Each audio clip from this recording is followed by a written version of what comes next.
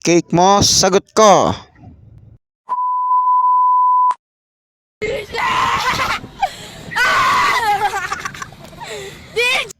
Nakamove on na ba ang lahat sa hiwalayang Katniel? Pwede na ba kami mag-post about sa aming monthly raffle draw?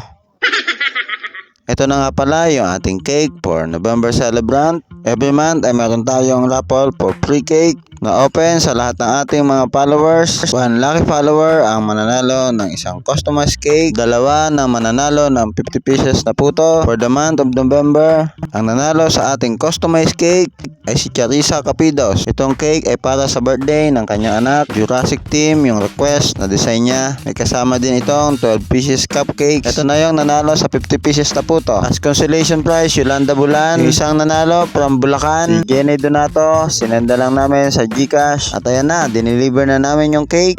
Sa lahat ng mga nanalo, congratulations sa inyo. For the month of January, pwede na kayong mag-post sa comment section ng inyong entry. Yung mechanics ng raffle, nakapost sa comment section. Maraming salamat sa sponsor ng ating cake every month. Sana lalo ko pang i-bless ni Lord.